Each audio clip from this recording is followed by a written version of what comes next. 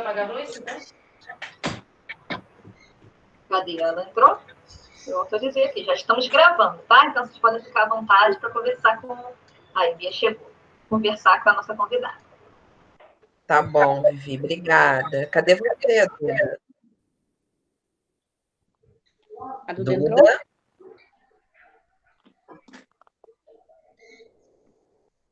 A Bia também não tá aparecendo você, Bia, tá só aparecendo a fotinha. Liga sua câmera. Isso. Olá. Olá, tudo bem? Olá. E a Duda? Cadê você, Duda?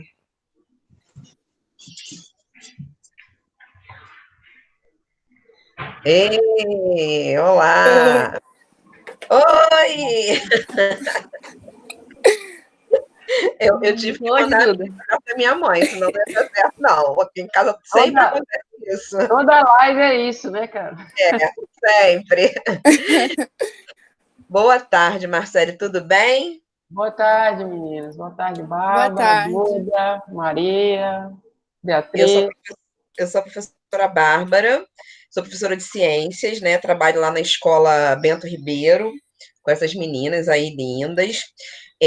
A gente fica numa escola, num bairro do Rio de Janeiro que é da Zona Norte, né? Não é um bairro muito pobre, mas também não é um bairro, né, de gente que tem grana.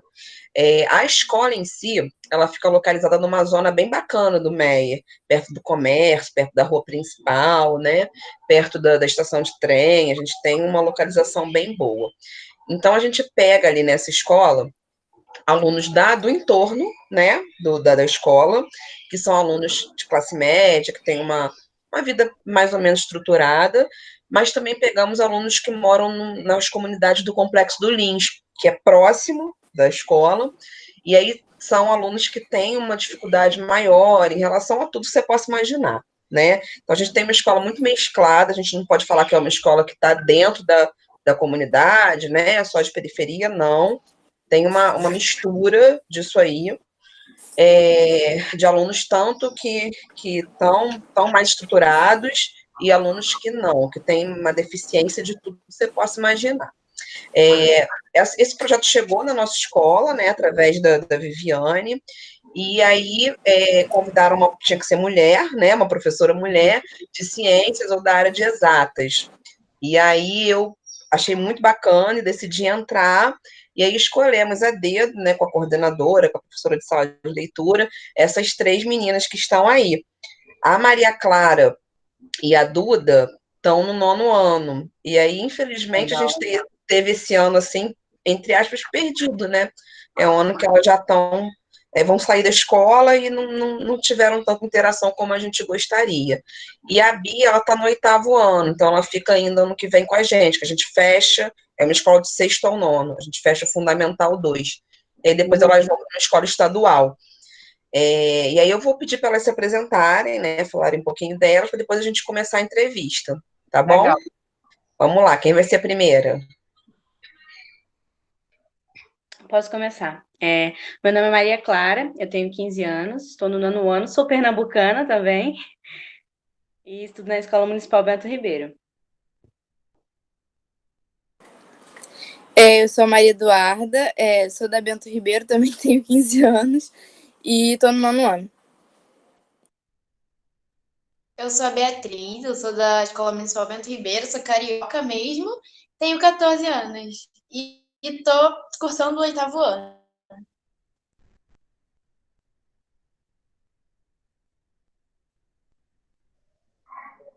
Bom, vamos lá. Começa a Duda, né? Vamos lá, Duda. Fique à vontade.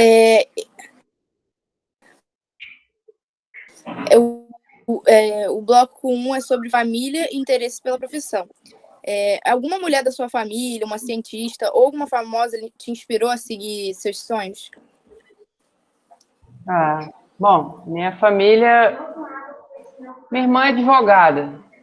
Minha mãe foi vendedora de livros, acredite. Mas muito inteligente, desde cedo pensando muito diferente do resto da família, né?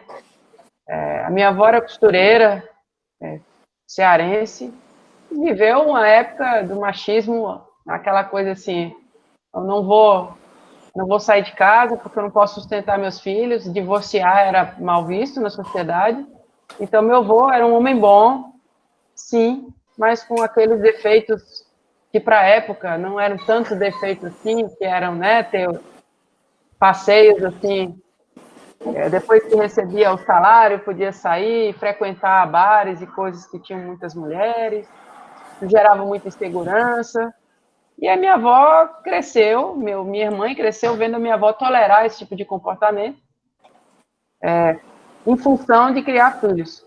Mas nunca entendeu isso como uma missão de mulher. E muito cedo ela saiu de casa para vender livros, depois, enfim, fez pedagogia. Então, a história de vida dela, com 40 e poucos anos, foi entrar na faculdade novamente, formou, fez especialização, sempre foi uma pessoa muito incentivadora daquilo que eu quisesse fazer.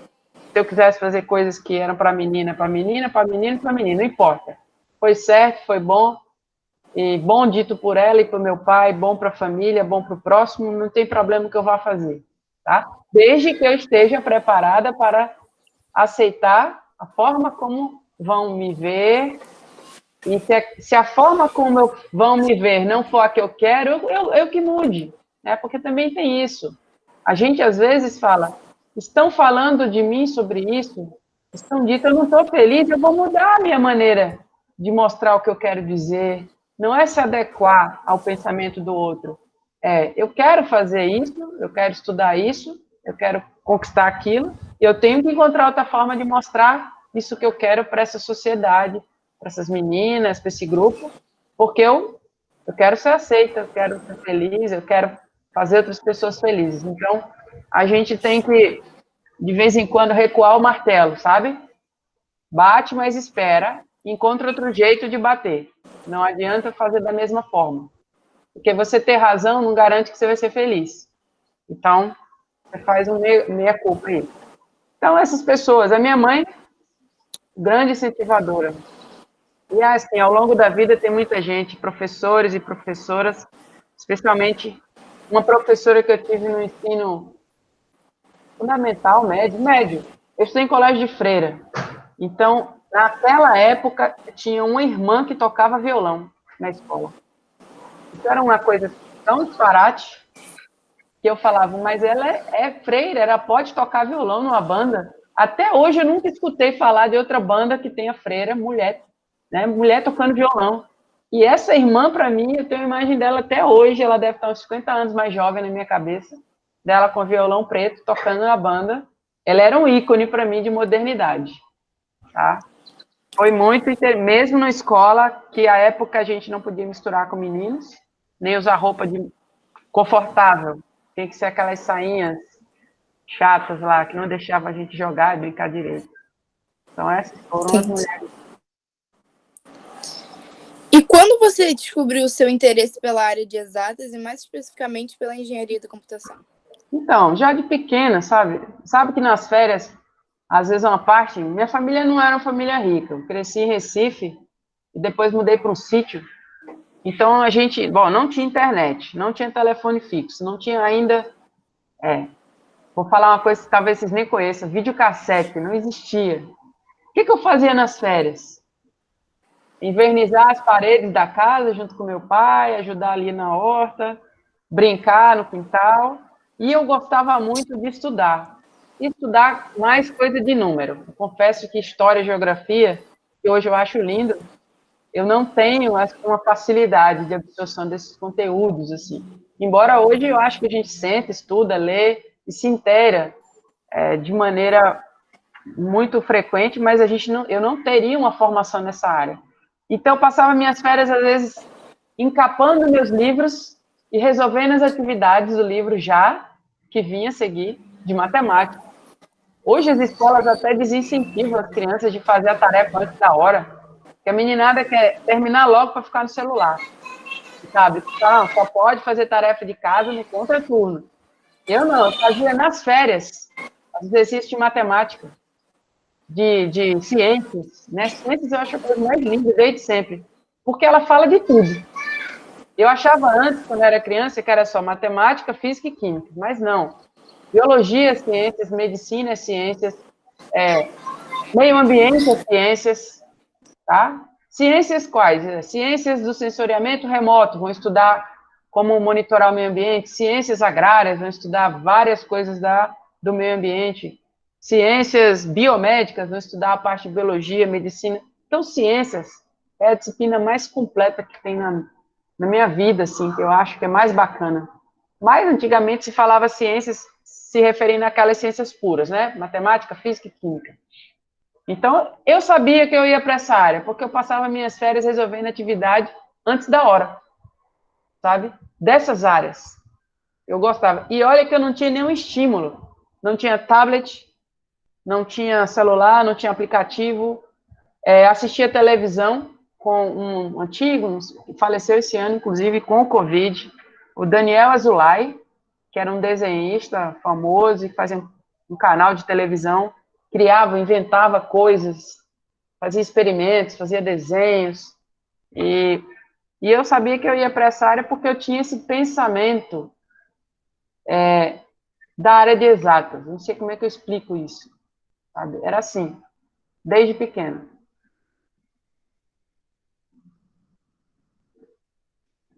Desculpa. Você sofreu alguma pressão para escolher esta ou outra carreira? Não, eu acho que a pressão foi assim, como eu falei na live conversando agora com os outros professores, apesar de gostar da área de exatas, eu sempre soube. Aí, porque, como é que você sabe? Você pergunta, como é que você sabia, Marcele? Eu não sei, mas, por exemplo, eu gostava de movimento, eu gostava de criar coisas, eu gostava de consertar até, né? Aquela trocar a tampa da tomada de casa, o meu pai chamava. O meu pai, ele quando faleceu, ele deixou 10 maletas de ferramenta. Como eu vim morar em Roraima, para trazer isso de avião, ou Sedex, ou correr, é caríssimo.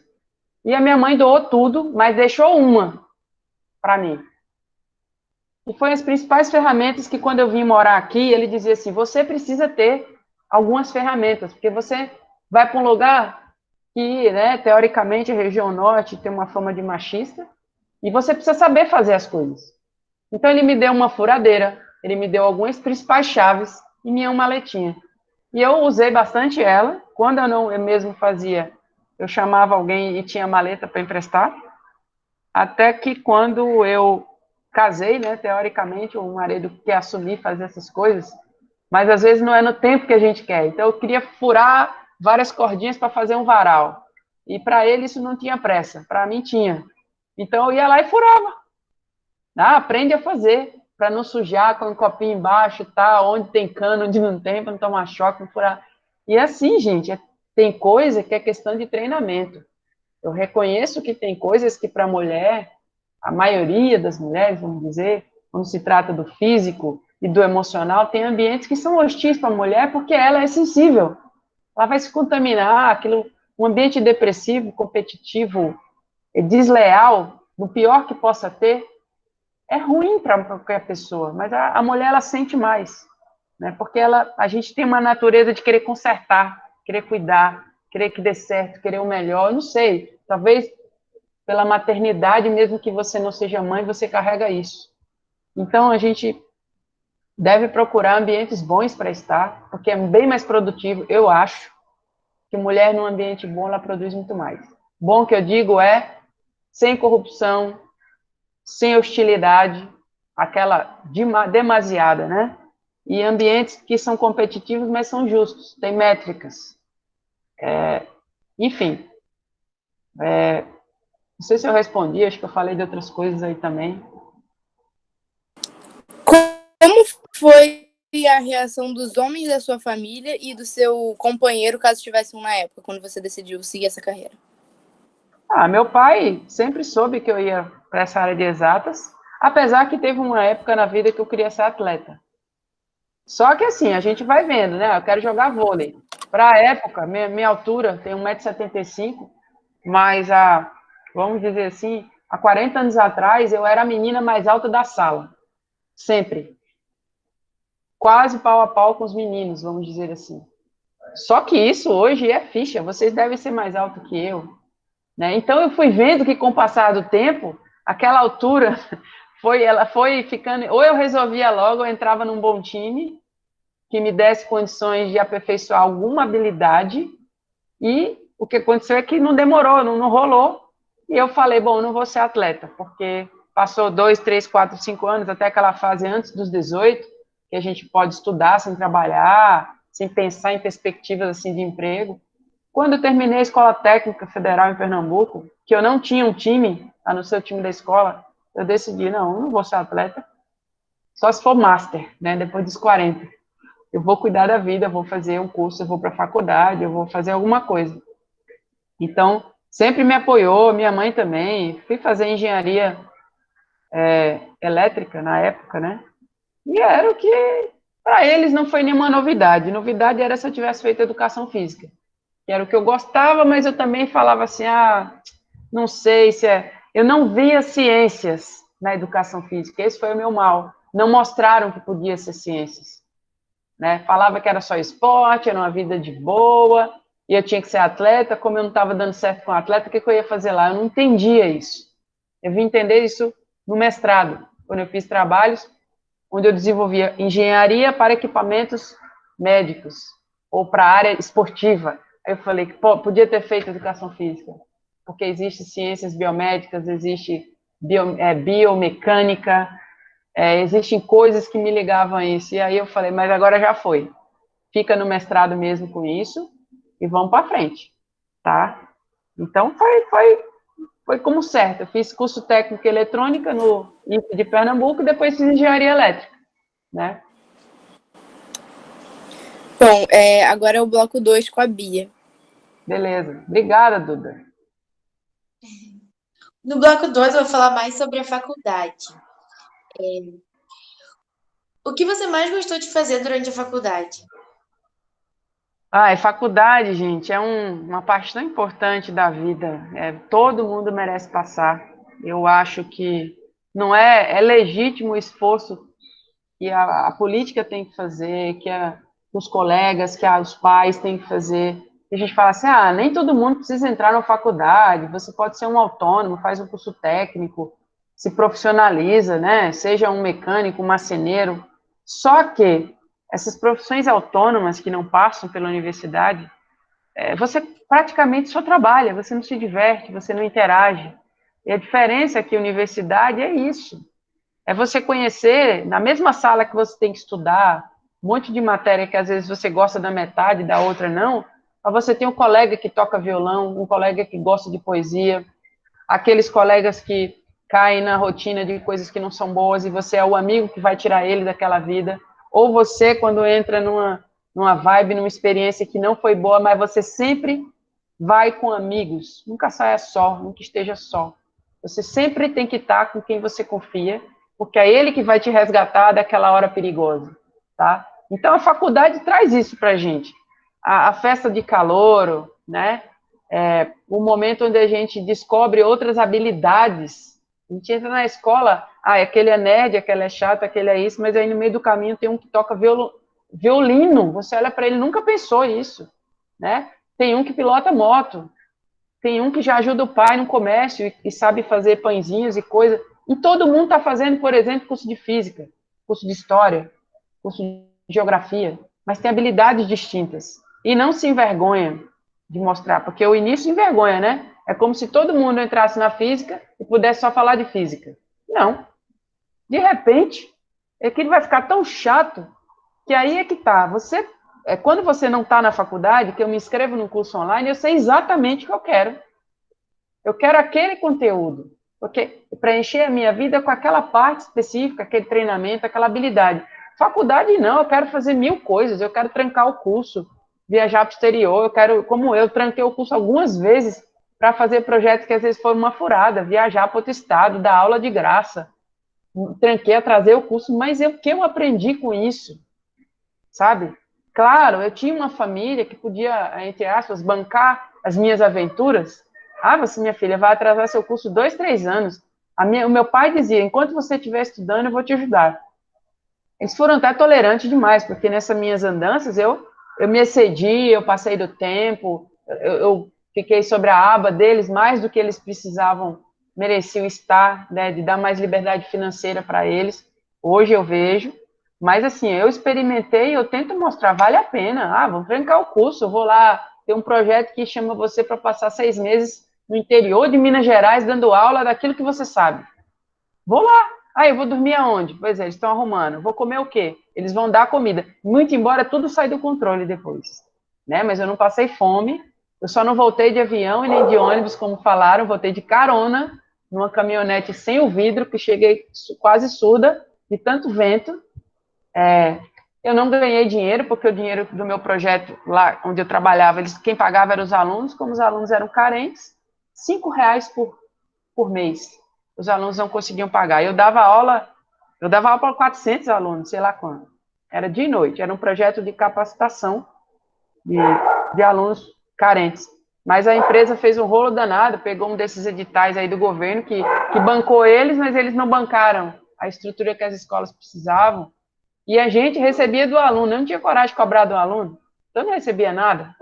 Fiquei alguns meses trabalhando de graça, só ganhando a comida, mas eu viajei para a Bahia, viajei não sei para onde, tranquei o curso uns 2 anos.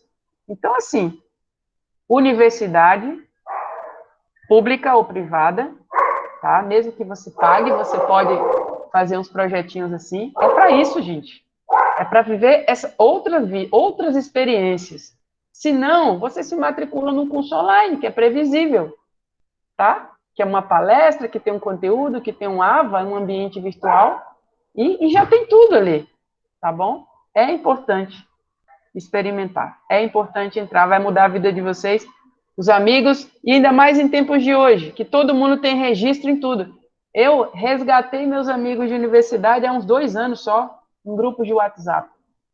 A gente perdia todas as amizades antigamente quando acabava o curso. Não tinha contato, não tinha mídia, né? Não tinha e-mail, não tinha nada. Então, hoje é bom demais. Vocês vão fazer os amigos da vida de vocês para sempre. Aquele que vai te conhecer solteiro, moleca, depois vai ver você pesquisadora, você mãe, você aventureira, você casada, você divorciada e você lá, com aquele grupo, tá? É muito bacana, tem que viver essa experiência. Quais foram os principais assuntos abordados na sua faculdade? E teve algum que você se surpreendeu? Tipo, eu não imaginei estudar essa matéria na faculdade de engenharia de computação. Tá, então, engenharia elétrica, um universo praticamente masculino. Engenharia da computação também, é porque no currículo saía engenharia da computação, mas o curso era engenharia elétrica com ênfase eletrônica, porque eu trabalhava circuitos pequenos, e tinha disciplinas da computação, então saiu engenharia da computação. Bom, um monte de cálculo. Durante 2 anos a gente não sabe nem que curso está fazendo, só fazendo conta. Cálculo 1, cálculo 2, 3, 4, física 1, 2, 3. Isso aí, como diz, era importante, mas não me surpreendeu em nada. Só muito estudo, muita tristeza nesse sentido. Era um universo muito pesado. Quando começou as matérias, né, mais à frente, de programação, ou microprocessadores, e as disciplinas optativas. É uma coisa que se dá pouco valor, mas, assim, em todas as áreas. Quando você é da área de humanas, se você tem falta de alguma coisa, vai fazer uma optativa em outro curso. Eu fui fazer optativa de cinema, com o pessoal da faculdade de cinema, lá na UFO, em Uberlândia. Eu fiz optativa de filosofia da educação, história da arte, e fiz outras. A de cinema foi a mais maravilhosa. Eu tinha aula com um cara, um estrangeiro, e era num anfiteatro, já não era aquelas cadeiras duras, tradicionais da gente se sentar, já era um anfiteatro onde ele ensinava, quando a gente via uma cena que a câmera chamava perto, ia para longe, isso e aquilo, ele mostrava como eu olhar os filmes a partir de então, o que era roteiro, o que era característica de um diretor. Essa matéria, para mim, você vê, isso foi o que no seu currículo? Sei lá o que foi, mas foi muito bom para eu ver que tem outras coisas importantes além da engenharia elétrica. E mais, engenharia está em tudo, né? Com certeza tem engenheiros, eletricistas da computação em qualquer equipe de cinema, de produção. Então, essas matérias que não foram da área do meu curso, porque, exceto já no mestrado, mas do curso inteiro, eu lembro de disciplinas marcantes por causa de professores, né? Eu tive a disciplina de cálculo 3, que a professora ela é daquela que cumprimentava você em qualquer lugar e chamava a atenção da sua mãe se você estivesse faltando aula, no cálculo 3, no supermercado, tinha a chave, falava da sua vida para sua mãe, coisa que hoje até, de repente, dá até processo se o professor fizer isso, né? E tive um professor de cálculo 4, fantástico, aquele que chegava lá, ele falava, a aula começa quando eu escrevo e termina quando o cara acaba. E ele terminava tudo. A letra era linda, o que ele ensinava era lindo, era tudo lindo, parecia fácil, mas não era. Era tudo lindo, mas a gente ficava meio abobado com o jeito como ele dava aula. E cálculo 3, cálculo 4 foram matérias reveladoras, assim, daquela que abre a mente da gente, sabe? Mas exige muito estudo. Agora, gostosa mesmo, cinema, uma matéria boa.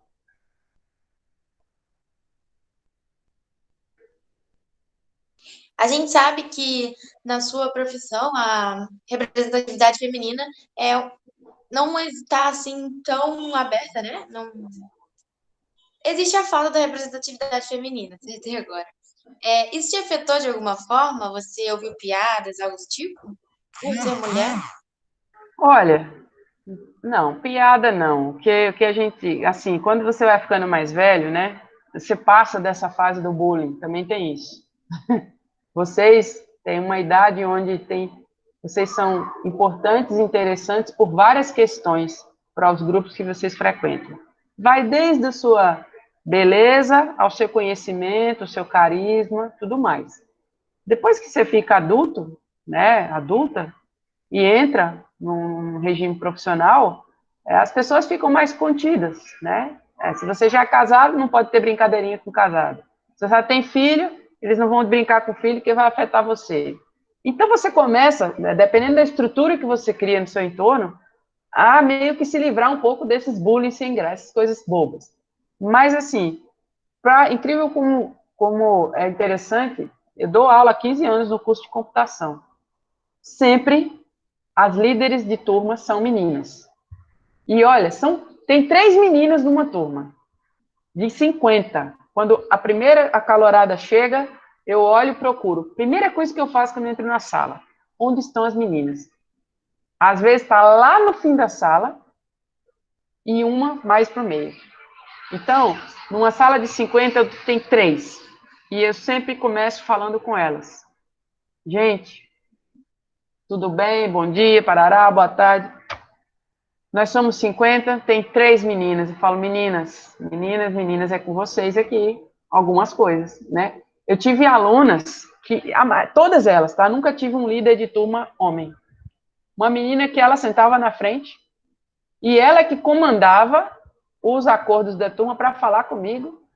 E outras vezes ela falava, professora, não tá bom de terminar a aula? Eu digo assim, mas quem decide isso não sou eu, não? Não, professora, a senhora já falou demais. Eu digo, fulana, aguenta mais um pouco aí, tá? Isso aí quem resolve sou eu. Fica estudando. E tá aqui uma lista de exercícios que eu vou entregar para vocês, eu preparei. A senhora tá doida? Dando tanta coisa assim pra gente? Aí eu dizia, eu devo estar, né? Tô te dando de graça um exercício já impresso, tirando do meu bolso para você estudar. Aí vem o machismo que tá na gente. Eu dizia, se comporta, fulana. Você é uma menina. Como que diz assim, não faz isso comigo, não. Poxa, eu via já que era uma menina estudiosa, e aí eu dizia, você não pode, não se comporta igual os meninos, tipo, grosseiro, falastrão, que a gente tem que mandar ficar calando a boca, senta aí, menino. Não, eu queria que ela fosse, na minha cabeça, a menina estudiosa, a menina educada, a líder de turma e tudo mais. Muita cobrança para ela, sabe? Ela era aquela menina maleducada da turma e pronto, eu tinha que aceitar. Porque eu aceito maleducado menino e não vou aceitar maleducada menina, porque é menina. Hoje ela está acabando doutorado na UFAM, a minha aluna, está grávida, já, não sei se já foi mãe, e desde cedo eu via que ela era uma menina dessas meninas para frente. Agora, recente, a minha aluna, a gente está na pandemia, mas eu já a conheci presencialmente, de uma aluna venezuelana, desses imigrantes que vieram para Roraima. E ela fala muito bem o português, é aquela que combina tudo com a turma e que vem falar comigo e que negocia comigo e que devolve para a turma e faz os acordos e fala: silêncio, pessoal, que a aula vai começar, a professora Marcele, e não é puxando o saco, é porque ela gosta de liderança, ela quer que dê certo. Tem umas 10 ou 15 pessoas venezuelanas na turma, então ela conhece, né, os dela, e é super respeitada. Tira nota baixa, o que que tem? Todo mundo tira nota baixa. Branco, índio, não índio, eu também tenho aluno indígena, e falava, mas eles são meio escorados. Escorado todo mundo é. Tem aluno que é escorado, tem aluno que não está nem aí. Tanto faz se ele é índio, não índio, se ele é venezuelano, se ele é brasileiro, se ele é africano, como eu tive. Então, aqui a gente tem uma roda muito grande de gente e oportunidade muito boa da gente questionar isso, até onde é o comportamento, até onde é cultural. E, enfim, sempre foi um sucesso as turmas que são conduzidas por meninas nas negociações, sabe? Eu tenho dado muita sorte com relação a isso, e eu acho que as meninas estão pegando jeito, elas são poucas, o que ela tem que fazer? Ocupar uma posição de liderança. Se você não gosta que mandem em você, seja chefe. Uma vez eu escutei isso, eu falei, então tá bom, pode me aguardar. Também vou ser chefe, também vou mandar. Naquela revolta, mas eu dizia assim, então peraí, né? Então vamos ocupar uma posição justa, com dignidade, querendo o melhor para todos, não é raiva. Vamos ocupar a frente, já que já somos poucos, né? O bloco 2 fica por aqui. Tinha algumas perguntas a mais, só que você acabou respondendo. Já outras perguntas aí não teve necessidade de perguntar. Agora a Maria Clara vai ficar com o bloco 3. Obrigada, Bia. Sucesso nas suas escolhas, viu? Oi, agora no bloco 3 vai ser o bloco sobre o trabalho. Como você foi recebida pelos homens nos seus primeiros empregos?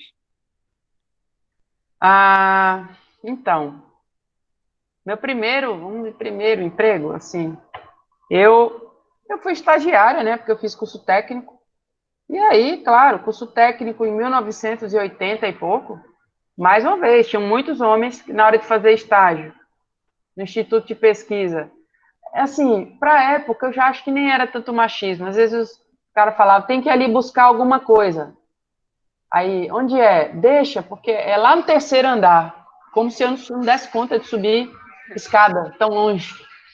Deixa, E aí, mais uma vez, eu digo, eu não entendia como machismo, eu entendia como um zelo. E eu fui criada, né? Meu pai era pernambucano, todo nordestino, nascido, né? Hoje que teria 70 anos, talvez. Ele tem um traço de machismo, mas ele converte esse machismo para afetividade, para zelo.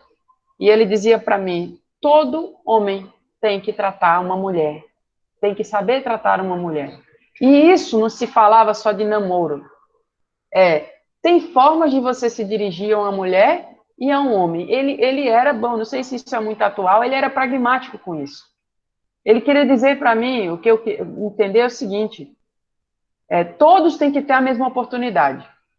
Você não pode dizer que não vai chamar alguém para um cargo, ou alguém passar um trabalho para mim, porque eu vou ter dificuldade de subir 3 andares. Não, deixa que eu diga que não vou. Deixa que eu diga que não posso, ou que não quero. Ou que demonstre que não estou fazendo bom gosto com isso. Por que não? Por que a mulher tem que aceitar tudo para poder se qualificar? Então, eu vou ficar nesse trabalho de peão até quando, para eles enxergarem que eu posso mais? E cada um que sabe a sua hora, o seu limite, tá? Mas meu pai, ele falava isso. Tem jeito de falar com a mulher, tá? Então, eu percebi que às vezes tinha um certo zelo de não me querer. Ela é uma menina, é uma moça. Eu não vou deixar para ela o pior dos serviços. Era esse o sentido. Até porque eu ainda não dava lucro para aquele lugar, eu era estagiária. Quando você vai trabalhar, deve ser diferente, né? Depois eu fui trabalhar numa escola, eu sempre trabalhei dando aula.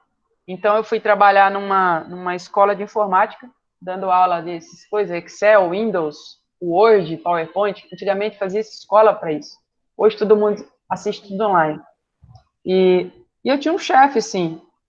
E não tinha preconceito, não. A única coisa é que quando ele encerrou meu contrato, sem me avisar, e eu achei talvez hoje eu veja como um lado frágil, né? Ele simplesmente me substituiu por um homem na aula, na turma. Eu cheguei e tinha um outro cara dando aula no meu lugar.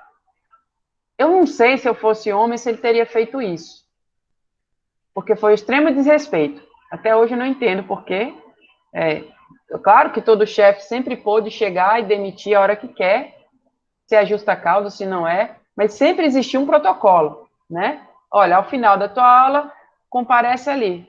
Então, jamais eu pensei que ia chegar em minha turma, aquela coisa que a gente se apega, tá com outra pessoa. Se eu fosse homem, eu não sei se ele teria feito. Hoje eu penso isso. Por quê? Será que é porque eu não ia reclamar? Será que é porque...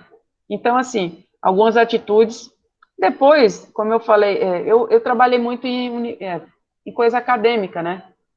Eu trabalhei dentro da universidade vários anos, no setor de concursos. Então, ali não tinha bom nem ruim, homem nem mulher. Minha parte era escrever envelopes, que tinha letra boa. Eu tinha letra boa, então eu escrevia. Se eu era desenrolada para isso, eu fazia. E, claro, se tinham meninos para carregar as caixas de prova, eles mandavam os meninos carregar. Eu não acho que isso é machismo, feminismo.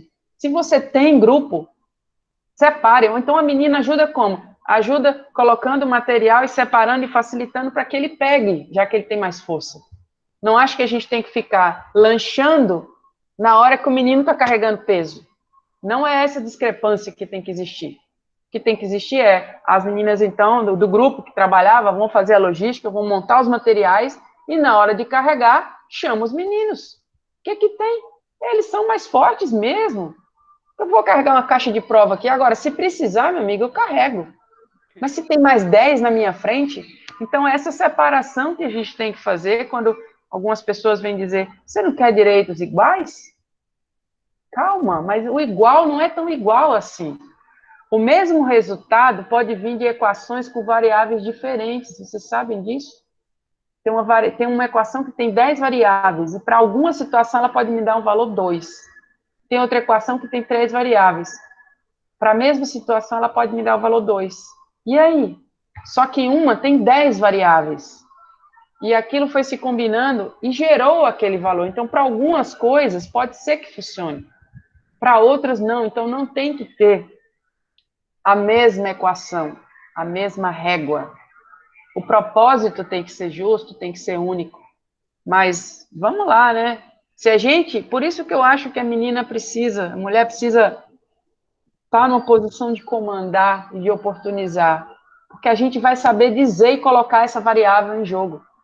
E talvez os homens não tenham também tanto sucesso quando eu colocar variáveis que eles não têm desempenho. E isso desempate uma seleção. E isso oportunize outra coisa. O problema é que hoje todas as contas, todas as equações, né, são feitas com variáveis que acho que privilegiam o masculino, né, a coisa do homem. E aí fica uma concorrência que a gente tem que fazer muito mais para estar no mesmo patamar. Verdade. É isso. Às vezes eu fico observando assim que eu tomo atitudes assim que eu sempre gosto de ser a líder em tudo que eu faço, eu sempre gosto de comandar tudo que eu faço para me igualar com os meninos. A Maria, que é da minha turma, né, a Duda, ela vai perceber que eu sou a Bárbara também, que eu levanto e eu vou fazer. Porque eu Sim. vejo que se eu ficar parada ou ficar esperando todo mundo entregar para mim, não vai rolar. Da mesma forma que que nem você falou, um menino puder pegar algo para mim, eu não vou me sentir fragilizada, ele tá achando que Não. eu sou incapaz. De jeito nenhum. Assim como eu posso pegar, ele também pode fazer essa gentileza. E eu me identifiquei muito com o que você falou, que é tomar mesmo e fazer, assim, né? Ser a líder. Na minha sala, por 2 anos seguidos, eu fui a líder da turma, né? E tudo assim que tem que fazer e que eu posso ser a líder, eu tô lá. Eu gosto disso. E isso é muito importante, Maria, para que os meninos enxerguem desde cedo, ali no ensino médio, que é possível uma mulher liderar com sucesso. Porque se ela não enxergar ali enquanto ele tem 14 anos, 12 anos, ele nunca vai enxergar lá que ela pode ser uma deputada boa, que ela pode ser a comandante de uma empresa, que ela pode tocar uma obra com 20 mil pessoas, como o professor falou. Ele não vai sentir essa segurança, porque ele não tem exemplo. Sim. É diferente de, por exemplo, ver você desde jovem e um dia descobrir, daqui a 15 anos, o que a Maria está fazendo? A Maria está aí. Pô, ele fala, eu já sabia. Entendeu? Então não é estranho. Porque assim, você sabe que no mundo normal, além das expectativas da gente aprender, tem a grana. Uma pessoa ela tem que ser confiável, mas ela tem que ser rentável. Ela tem que ser confiável e ela tem que ter tempo de fazer alguém ganhar dinheiro com o que ela sabe, ou com o tempo que ela vai despender, tá? Então, os homens não estão acostumados a isso. Os homens antigos, jamais. Os de hoje, que a gente está formando, os meninos de hoje, né, precisam ver que a mãe é um exemplo de sucesso. Tudo bem que ainda os filhos veem uma mãe esgotada, que eu estou aqui na live, eles estão super felizes, mas eles sabem que antes disso, de repente, eu tive que fazer o almoço, estender toalha, cuidar da casa, separar a carteirinha que ele foi fazer o exame, eu mandei a errada, porque sobra para a mãe fazer isso, sabe? Então você tem que conseguir dar conta de tudo e mais. Só que isso vai gerando um desgaste físico, que eu não sei se a tua geração vai aguentar chegar, tá? A não ser que o organismo da mulher vá sendo mutante, porque a gente tem hormônios diferentes e que são sensíveis a esse mundo estressante, diferente do homem. A gente tem válvulas de escape muito menores do que esse mundo masculino. A gente não pode simplesmente sair no fim do dia, ou não é comum encontrar, eu vou lá, vou jogar um vôlei, vou bater uma bola, vou conversar com as minhas amigas. Você faz isso enquanto está nessa idade. Então, faz e vai fazendo de forma consistente para você também não criar o preconceito de que eu não posso, não tenho tempo, porque o que a gente vê é os meninos saírem de meninos para rapazes, para homens, guardando as mesmas liberdades que eles tinham. Quem gosta de jogar bola vai, andar de moto vai, não sei. E as meninas não. Fazia isso, a adolescente já vai tendo obrigação, faculdade, quando vê, virou mãe, acabou, não tenho tempo. E a prova é, eu não tenho amigas para conversar com tempo livre. Se não fosse os filhos irem brincar, eu não encontraria minhas amigas. Então não é um tempo para mim, é um tempo para os meninos, que a gente tem que olhar eles. Mas eu também fui criada assim, então eu estranho, mas eu não consigo reagir, eu não consigo criar uma agenda minha. Eu me sinto como se eu estivesse sendo uma mãe relapsa, uma companheira que está pensando mais em mim do que no grupo, que é a família. Mas, assim, isso é porque a gente vem desse resquício, tá? Vocês não. Vocês têm que, você falou, que eu seja líder. Na hora que não for oportuno eu ser líder, eu não vou ser. Deixa o colega ser. Mas, olha, saiba fazer alianças. Porque é dificuldade de menino trabalhar com menina, de parceria, isso tem que acabar, tá? E, assim, é competência, mas não é só competência em fazer, é amizade, é gestão, é jeitinho.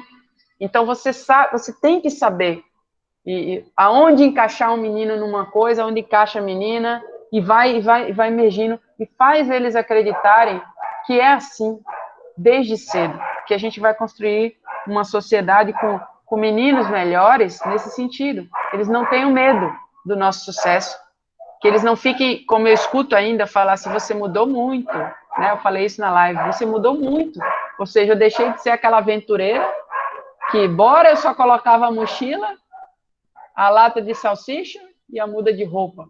Não dá para ser assim mais. Eu tenho que pensar qual é a roupa do menino, qual é a minha, o plano de saúde, o band-aid, o sprayzinho para machucar, e quando eu vejo, quase fica minhas coisas, vai de todo mundo, sabe? Então, eu mudei muito. Não mudei muito, porque eu preciso pensar no coletivo, né? Então, a gente precisa fazer esses meninos enxergarem que a gente dá conta. Eu acho até que a gente dá conta mais do que eles. Mas tem que ser quando eu quero e da forma que eu penso. Não pode ser na sobrecarga. Às vezes eu não quero carregar nas costas, eu quero carregar aqui. Então eu preciso só da sua ajuda, que deixa eu organizar. Me dê espaço, me dê um certo descanso, que eu vou organizar. Mas carregar nas costas, carregar na intempestividade, talvez não seja o canal, né? Carregar sem foco, como foco genérico, talvez não seja bom para nós, né? Então, assim, continua assim, sem... A gente tem que livrar desse ranço do feminismo, do isso, tem que fazer porque está sendo bom. E porque temos, sim, que estar na posição de influenciar, de oportunizar.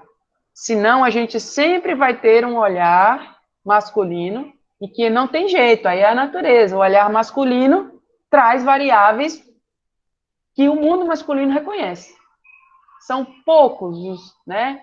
ou menores, aqueles homens que conseguem ter uma sensibilidade, enxergar variáveis. Ele precisa ser um cara mais vivido, mais experimentado, ou uma alma diferente desde pequeno, tá? Não vamos esperar por ele.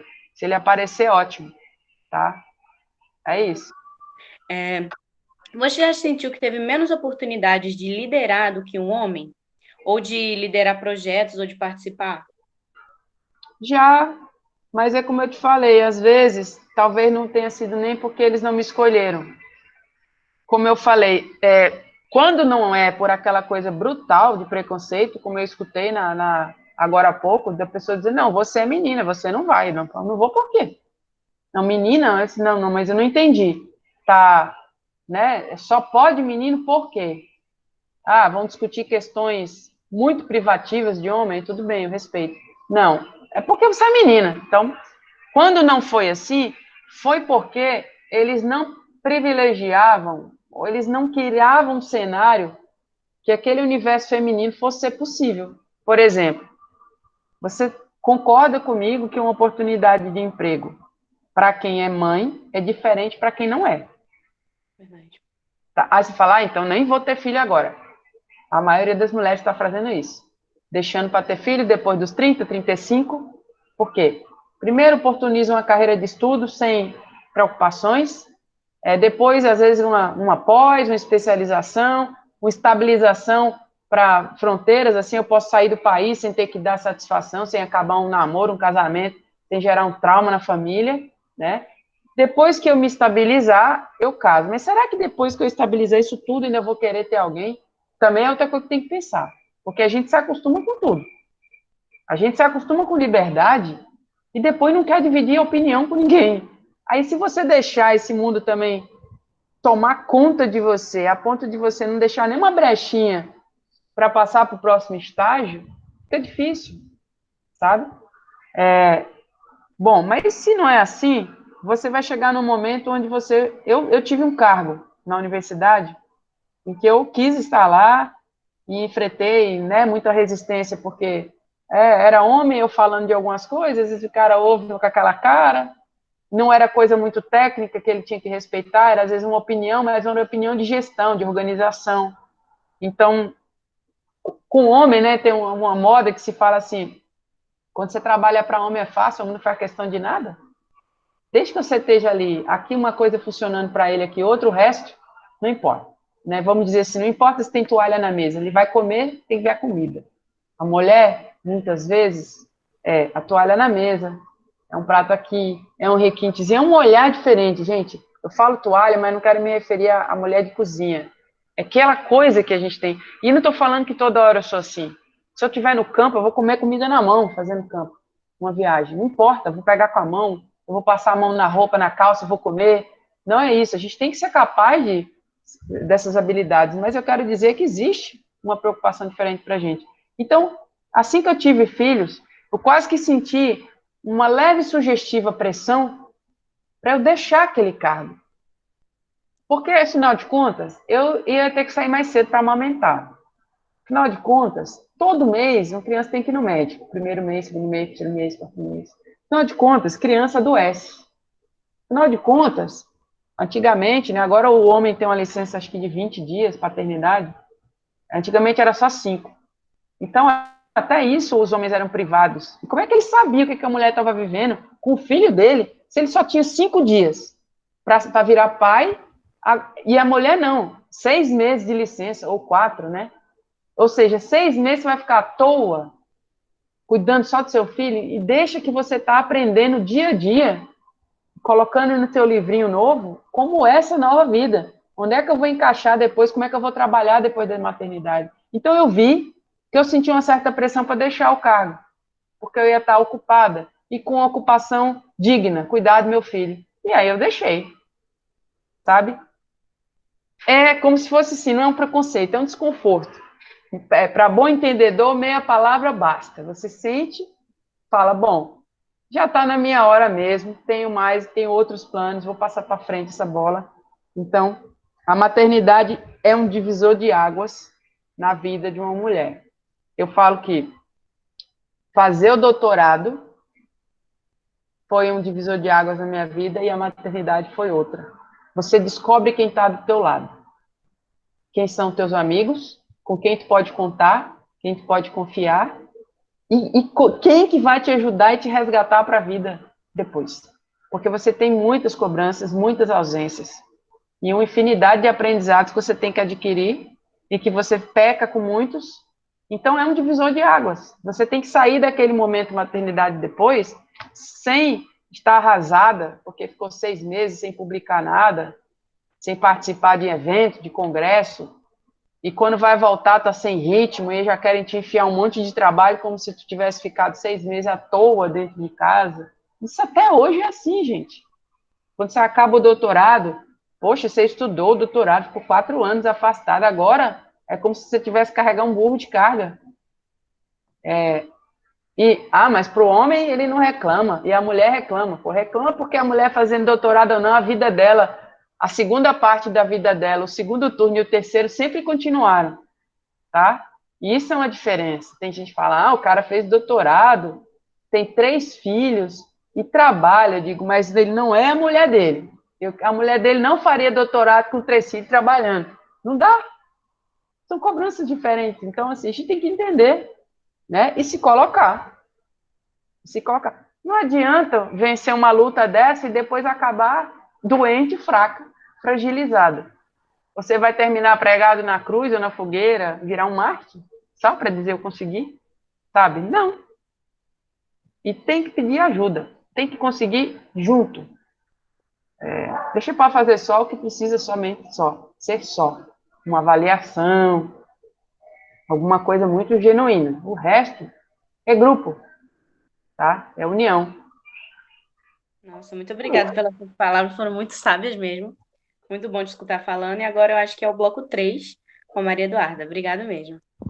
Valeu. Bom, agora a gente vai finalizar com algumas perguntas mais específicas da profissão, tá bom? Tá. Bom, então, primeiro, você já recebeu algum salário menor do que outros homens? Mesmo estando na mesma área?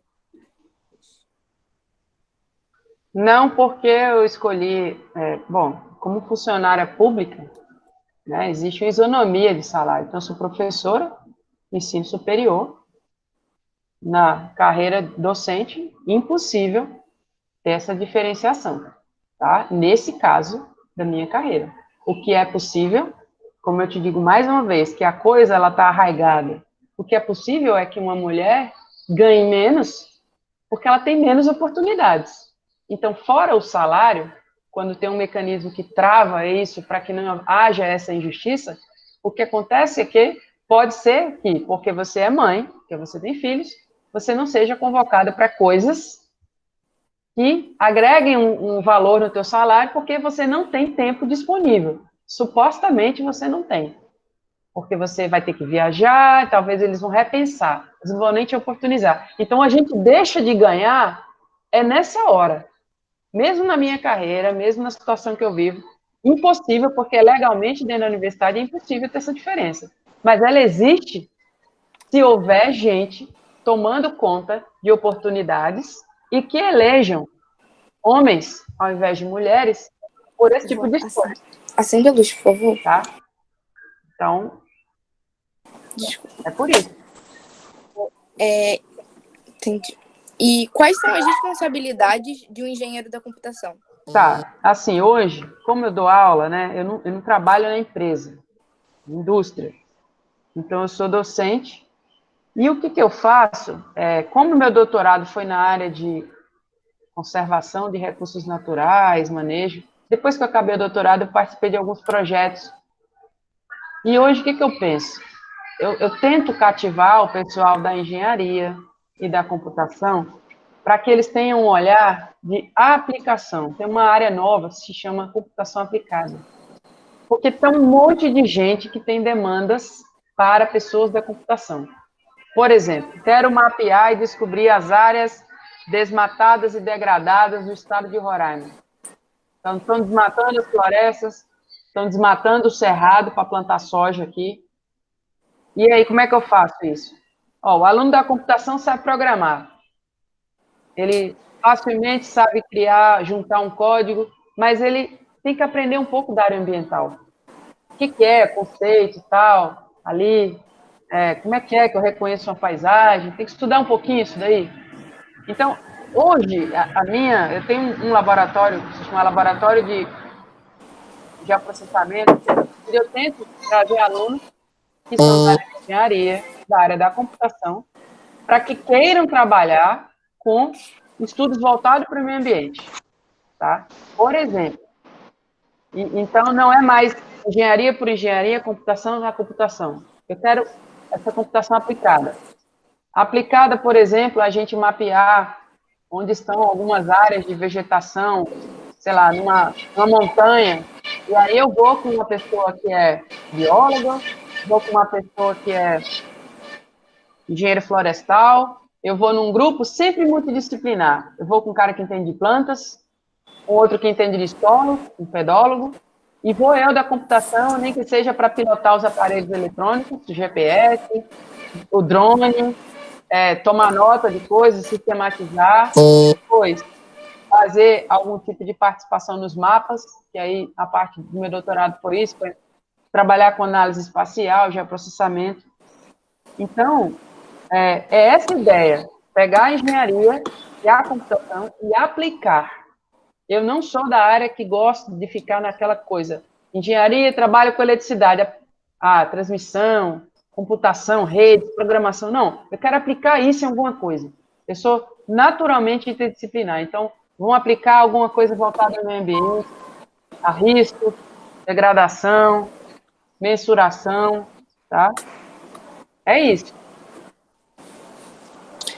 Sabemos que houve uma época que várias pessoas procuraram por essa opção de curso. O mercado de trabalho consegue absorver grande parte dessas pessoas? Então, quando eu cheguei aqui em Roraima, 15 anos, a gente veio porque teve uma demanda para o vestibular de ciência da computação, não existia o curso, né? Ele era o curso mais concorrido, que teve maior procura, vamos dizer assim, e a gente veio fundar o curso. Então, eu estou me referindo à computação. O problema, assim, isso varia de estado para estado, né? Um estado como o nosso, que tem pouca indústria, pouca empresa, você fica pensando, esses meninos vão sair daqui para onde? Ou eles vão sair para outra universidade, fazer uma pós, ou, como aqui, em geral, se vive muito de concurso público, quando tinha, então eles vão concorrer para Tribunal de Justiça, Tribunal de Contas, ser analista, ou a gente teria que é o que a gente tenta fazer parcerias com empresas, como a gente teve uma época com a Nokia, com a Samsung, para trazer know-how, né? Traz formação para esses meninos, e depois o desempenho deles, a própria Samsung, a própria Nokia, leva de volta, né? Para encaixar nas suas linhas de trabalho, aquele aluno que tem a coisa de trabalhar em empresa e não só academia. Então, especificamente, em Roraima, um pouco complicado, acho que pela distância, pela pouca propaganda que tem. Aqui tem espaço para trabalhar? Tem, mas não tem gente que sabe fazer certas coisas. Mas ninguém acredita aí fora. Se falar assim, tem um concurso aberto aqui para você ser professor, às vezes sobra vaga, não vem ninguém. Dá para montar uma startup aqui, a gente não vê demanda, não vê incentivo, eles não acreditam que vai dar certo, sabe? Porque tem uma distância geográfica e tem uma distância também de caso de sucesso, de incentivo. Então, assim, eu digo, gente, aqui, eu não sei bem a engenharia elétrica, mas eu falo para vocês com certeza, das profissões do futuro que já anunciam aí, todas aquelas que trabalharem voltadas para o bem-estar social. Então, leia-se a condição do envelhecimento da população. Toda a parte humana, médica, de jogos e diversão, de inclusão social, via tecnologia e via qualquer coisa. E computação aplicada, ou a própria engenharia, para todas essas questões ambientais que a gente vê. Tanto de mensuração, de danos, de valoração econômica, de novas regras de proteção, de medida, de razão, de políticas, tudo isso já é uma demanda, mas não tem gente formada, tá? O que existe são GTs, pequenos grupos, E também existe a política, que é o que decide tudo sozinho, nunca chama um consultor, um professor, um grupo de pesquisa para opinar. Então, a gente precisa se aproximar, né, disso daí, para poder fazer a diferença. Mas eu acho que demanda tem, mas não para fazer do mesmo, sabe? Porque eu falo para os meus alunos, gente, o Bill Gates e o Steve Jobs descobriram o que eles queriam desde crianças. Eles queriam programar, eles queriam montar máquinas, eles queriam construir empresas como é que na garagem de casa. Não você até hoje. Você está desse jeito aqui, assim, a gente tem que cair bem a ficha. Se eu não ganhei, se eu cheguei aos 48 anos e ainda tenho ambições, ok, devo ter, mas eu não posso ter ambições impossíveis de realizar minha vida, ou que tenho que destruir tudo que eu construí. Ah, eu vou ganhar o prêmio Nobel. Fazendo o quê? Na minha área, não sei se dá mais. Só se eu escrever um livro que vire best-seller, uma coisa, se eu for para questões ativistas. Então, assim, você tem que acreditar que tem coisas para serem feitas, você tem que acreditar em maneiras diferentes de trabalhar na mesma área, sabe? Não fazer o mesmo que já tem. E esse diferente, áreas novas, áreas aplicadas. Procura algo nesse sentido, que vocês vão preencher uma lacuna muito grande. E não vão concorrer com essa geração do passado que tem experiência, mas não tem essas novas habilidades. Oi, meninas. Vamos fazer aquela captura de tela para registrar esse momento? É claro que agora está passando um helicóptero aqui na hora que eu abri o microfone, é óbvio, né? Mas vamos dar aquele sorriso bonito para registrar esse momento especial. Peraí. Fazer cabelo, vamos lá. Eu não vou ver nada, mas eu vou sair bonita na foto. Vamos lá. 1, 2, 3 e... Aí, agora deixa eu ver como ficou. Vou mandar lá no WhatsApp depois para vocês. Eu adorei conversar com vocês. Eu queria te agradecer, Marcela. Ela tem também um projeto, eu conheço de um grupo do WhatsApp que a gente tem de coordenadoras dos projetos desse mesmo edital que o nosso participa. E aí eu pedi lá, meninas, estamos fazendo, expliquei, né, o que era a série, venham participar com a gente, né, porque tem de tudo quanto é área. E aí ela a Mara, né, e a Daniela, que participaram as três, né, da live de hoje, as três conduzem projetos pelo Brasil, né, nas áreas onde elas estão, também para incentivar meninas como vocês a seguirem. Algumas são meninas de ensino médio, algumas já têm um projeto existindo há mais anos, né? O nosso é um projeto novinho, começou pelo ano passado. Então, eu estou muito feliz de ter vocês aqui com as nossas meninas compartilhando essas experiências. E acho que é muito importante também elas ouvirem essa voz de quem está no norte do país, né? Porque a gente tem pouco contato, a verdade é essa, tem pouca visibilidade. Quando a gente ouve a floresta amazônica, pensam que é tudo floresta, e não, né? A gente tem cidades ali, a gente tem desenvolvimento, tem universidade, tem muita coisa bonita e coisa importante acontecendo, e vocês trazerem isso para elas também acho que é um ganho muito legal. Eu queria te agradecer as meninas, professora Bárbara, como sempre, também, por estarem aqui, sempre participativas. Espero que tenha sido proveitoso. Vocês gostaram de conversar com ela hoje? Eu também agradeço muito, Viviane, Bárbara, um trabalho fantástico esse projeto propicia. Às vezes a gente começa uma coisa e não tem noção de onde aquilo pode chegar. E essa surpresa é a boa, né? O que a gente tem que fazer é não tenho preguiça. Tá rolando, vou fazer mais. Não tá rolando, vou mudar de caminho. Dá uma parada e pensa. Então, esse evento na pandemia, a Viviane é uma mulher muito para frente, porque eu falo para vocês, todo mundo se sentiu impactado, se sente um pouco desgastado, grato por estar vivo, mas desgastado por esse momento de tanto trabalho na pandemia e um trabalho diferente que está estafando a gente de umas horas e, ao mesmo tempo, a gente não sabe o que está acontecendo, mas fazer esse tipo de coisa foi uma das segundas coisas boas que eu fiz na pandemia. Eu fiz um evento na Part of Science, onde eu falei, inclusive, do projeto de vocês, também, dessa coisa da Viviane, e essa é outra live. Eu estou começando a gostar. Essa foi muito mais legal, porque eu via as pessoas, e lá não, eu só olhava para mim, para o slide e nada mais, é uma coisa bem sem interação, tá? Então, eu fiquei muito feliz, e eu torço muito, gente, que as meninas ocupem mais espaço. E, mais uma vez, não é que eu não acho que menino merece menos, não, tenho 2 filhos homens. E digo para eles, minha missão maior é fazer de vocês homens melhores para esse mundo. E a parte melhor não é a que ele já faz. Ele já está garantido mais oportunidade, mais isso, mais aquilo. E também acho que a testosterona faz eles quererem mais, uma ambição diferente, uma competitividade diferente. E que a gente não é obrigado a ter, da mesma forma. Da mesma forma.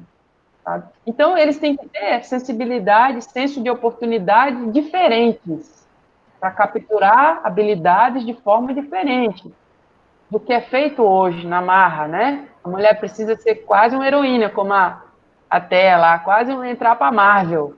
A mulher fez tudo no mundo, sabe? Tudo. Aí você fala, não fiz nada então, né? Meu GPS não rodou nada no planeta. Ela já foi em lugares.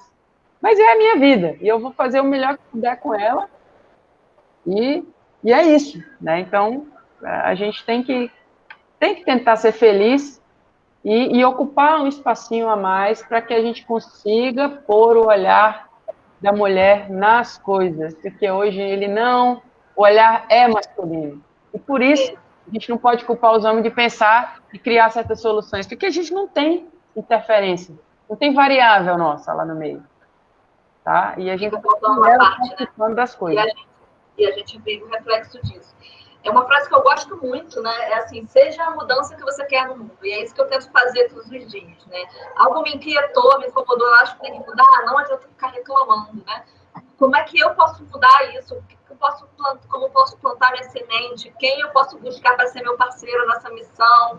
E é muito isso. Então, esse projeto ele é um fruto disso, de eu querer de alguma forma impactar a sociedade, mudar um pouquinho. Não vou mudar todo mundo, não vou conseguir chegar em todas as escolas, em todas as meninas, mas estar com vocês, com as professoras de vocês, né, toda semana aí ao longo desse ano, tenho certeza que alguma coisa já transformou, né? Alguma luzinha já acendeu para vocês diferente, e é isso. E vocês agora são multiplicadores. Eu falei para elas que elas têm essa missão agora, certo? De levar essa visão, de levar esses conhecimentos para as meninas que estão em volta delas, de conversar até com as mães. Então, a gente está com a nossa série, que inclusive o nome foi a professora Bárbara que deu, e a gente teve ali várias sugestões, veio a votação e ganhou esse, Nossas Mulheres, Nossa História. Muito legal. E essa é a primeira temporada. A primeira temporada é com profissionais como vocês. E a segunda vai ser com elas entrevistando as mulheres da família delas, da rede delas. A gente não vai ser nesse mesmo formato de live, vai ser mais um podcast mesmo. Mas elas entrevistarem para elas conhecerem melhor essas mulheres, saberem essa história, qual foi essa jornada, as dificuldades que elas enfrentaram. Né? Tem muitas que têm ainda a bisavó viva, então acho que vai ser algo assim, bem rico que a gente vai conduzir e depois vai compartilhar com toda a sociedade. Então, eu estou muito feliz de ver isso tudo acontecer e eu espero que esteja sendo muito legal para vocês também, meninas. É um pouco cansativo, né? Porque é uma parte assim intensa, mas eu acho que o fruto vai ser assim muito legal da gente ver. Muito obrigada, Marcele, meninas. Um beijo. Eu que agradeço. Foi ótimo. Foi uma tarde calorenta aqui em Roraima. Toda suada, toda pregada aqui. Mas foi maravilhoso. Já tomei café, já tomei água, já. Muito bom. Eu tô com a água aqui do lado também, que senão, né? Bebam água, meninas, muita água, viu? Valeu, meninas. Eu queria agradecer, Marcele, porque assim, a sua trajetória é muito diversificada, né? Então, acho muito bacana isso passar para as meninas, que você pode perpassar por várias áreas, vários caminhos, coisas que você gosta e que não necessariamente sejam na mesma linha, né? E chegar onde você está feliz. Né? Eu achei muito legal. Eu queria fazer duas colocações em relação à sua fala que me tocaram. Uma é essa coisa da diversidade do seu caminho, né? A parte do curso técnico. Eu falo para ela, gente, curso técnico é tudo. Vocês têm que fazer curso técnico. Eu sou professora de ciências, fiz curso técnico em informática, processamento de dados. Já esqueci tudo, não lembro de nada. Mas foi muito bom para mim, sabe? Conhecer outras pessoas, estagiar, fazer estágio, enfim, né? Então, isso eu achei muito bacana, essa visão de diversidade de carreira, né? Que não é uma coisa linear para elas. E também uma coisa que eu achei muito bacana você falar desses percalços como mãe mesmo, né? Que às vezes esse machismo estrutural é tão forte que a gente não tem a capacidade de mudar naquela hora, e a gente acaba ficando sobrecarregada mesmo.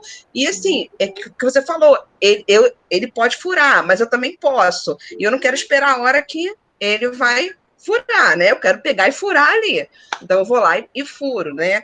Então eu acho muito isso, a gente reconhecer que isso existe mesmo, até em nós mesmos, né? Como você falou daquela aluna que foi deselegante com você e tal. Aí a gente já pensa assim, nossa, mas ela é uma menina. Não, peraí. Não é? Então, assim, a gente reconhecer que isso tá na gente, a gente tá se desconstruindo, se construindo também. Isso é muito importante para elas também escutarem isso, né? Que não é da noite pro dia que a gente vira. Sei lá, feminista, né, defensora do empoderamento de mulheres e tal, não é, isso é um processo, né, e achei muito bacana também você falar sobre isso com elas. Muito obrigada, tá? Foi muito bacana mesmo. Eu acho que a gente, às vezes, se espelha num modelo de evolução ascendente, sabe? Hoje eu estou no topo da carreira, como se o topo fosse para cima. E não em trajetória, sabe? Se você pegar o Brasil, você falar assim, eu conheço de ponta a ponta, esse ponta a ponta pode ser norte a sul, pode ser leste a oeste, mas pode ser dentro da sua cidade. Você, como eu falei, se tivesse um GPS no meu pé, talvez eu tivesse andado muito pouco ainda no planeta. Eu retardei muita coisa na minha vida porque fiquei querendo experimentar. Esse é o preço que a gente paga. Quero experimentar muito. Desculpa te interromper, eu posso me despedir porque meu celular tá doido. Acabar sua bateria, né? Claro. Tchau. Beijo. Foi muito bom a entrevista. Adorei te conhecer. Valeu. Tchau, tchau. O negócio sem pensar para cima, é caminhar, sabe? Caminhar. Se você achar que está caminhando numa linha horizontal e não está subindo nem descendo e for confortável, fica assim. Se você quiser caminhar de uma situação que você veja grandes mudanças, pensa assim. Eu ando querendo andar, como fala, em curvas de nível, sabe? Porque altos e baixos têm o seu lugar, têm o seu momento, mas assim, curva de nível é aquela curva, explicando bem simplesmente, onde a gente pode estar lá no topo da montanha, a gente, por onde eu andar, eu estou na mesma altitude, estou na mesma cota, mas eu estou vendo visões diferentes. Eu não estou subindo e descendo, vivendo altos e baixos, de tempestividades. O tempo todo isso cansa. E às vezes eu vejo que a gente, como mulher, parece que tem que estar assumindo esses riscos, essas coisas, para poder ganhar espaço, ganhar notoriedade, sabe? E zona de conforto é necessário, mental, para que a gente evolua, física, para que a gente perpetue e possa estar mais tempo, né, com nossos colegas, nossos filhos, nossos amigos. Então, assim, muito bom, gente. Muito bom. Vamos viver muito, até os 90, 100. Viver muito, é verdade. Vamos viver muito da melhor forma possível, né? O que você falou, experimentando o que a gente quiser experimentar e não porque alguém força, a comunidade força, se reinventando, né? Eu estava falando na outra sala, eu fiz gestão ambiental, depois eu fiz a engenharia ambiental. Eu comecei agora outra graduação em design de animação que eu estou fazendo, porque eu queria trazer essas coisas para os projetos. Eu gosto muito dessas coisas, né? E por que não, né? Acho que a primeira vez que eu devo ser a mais velha na sala, que eu geralmente era a mais novinha, né? Estou assistindo as aulas online de manhã, estou enlouquecida, né, gente? Porque imagina, tem que corrigir prova de aluno, fazer o meu trabalho, que o professor cobrou ali. Mas é isso. E cada um tem seu ritmo, né? Eu sempre fiz muitas coisas ao mesmo tempo, mas eu sou uma pessoa inquieta, eu sou uma pessoa que faz. E tudo bem, mas cada um tem seu perfil. Não significa que todo mundo tem que fazer assim, o que é ruim porque eu faço assim, cada um, a gente vai se descobrindo. E eu acho que o importante é isso, a gente descobrir qual é o nosso limite, o que a gente consegue fazer e como é que a gente vai construindo a nossa história dentro disso.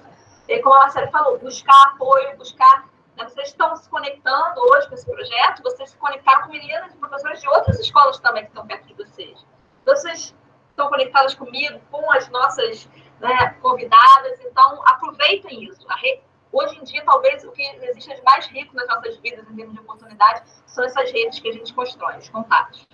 Né? Porque o que vai ajudar a gente a encontrar as oportunidades e a pedir ajuda se for preciso. Tá? Ai, gente. Isso aí. Beijos. Boa noite, Valeu, gente. muito obrigada. Obrigada. Beijo, obrigada. Beijo.